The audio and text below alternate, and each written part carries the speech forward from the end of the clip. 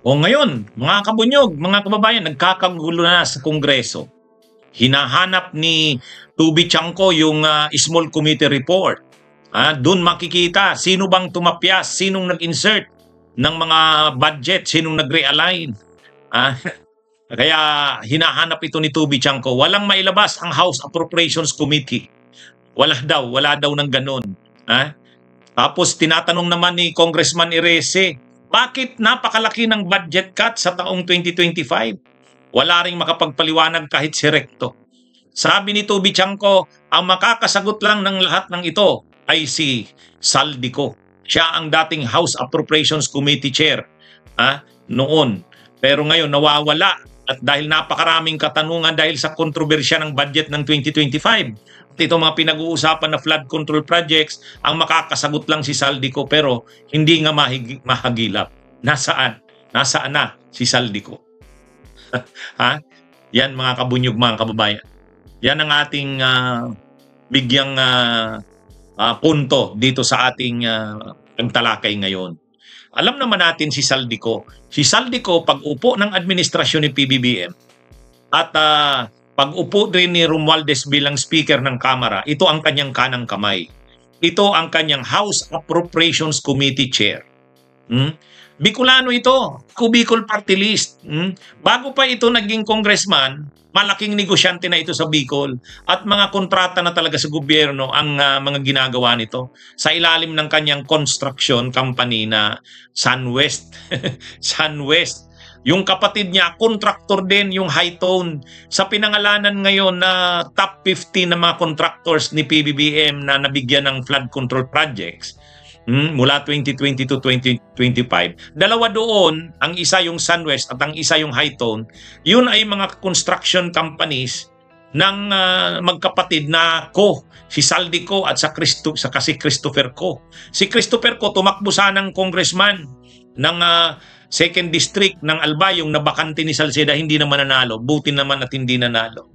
Pero yun na nga, dito sa pagsisimula ng deliberasyon sa 2026 budget, pag-uusapan na ang 2026 budget, ang gustong malaman ngayon ng ilang kongresista tulad ni Erese, ni Congressman Erese, bakit napakalaki ng budget cut noong 2025?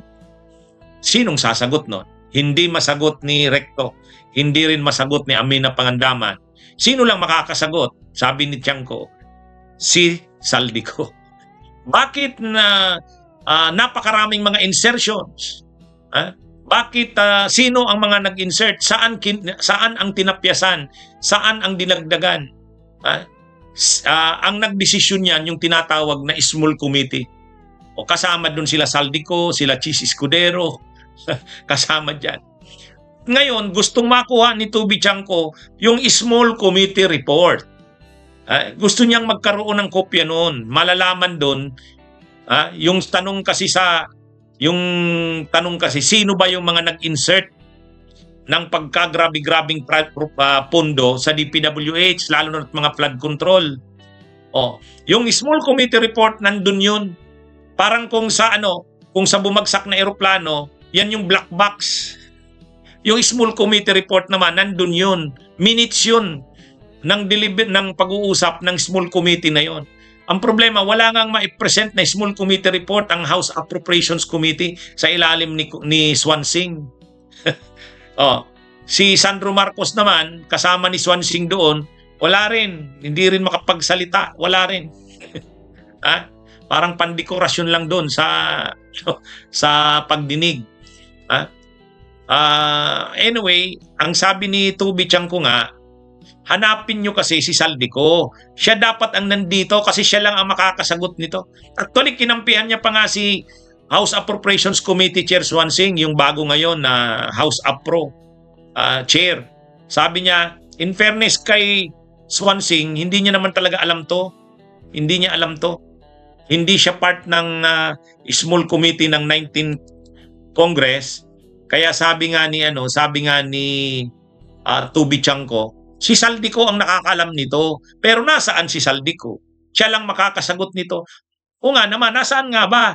Ang init na ng debate, nagsisimula pa lang Nagsisimula pa lang ang pagtalakay ng 2026 budget, ang init na. Ang makakasagot sana ng lahat ng 'yan si Saldico.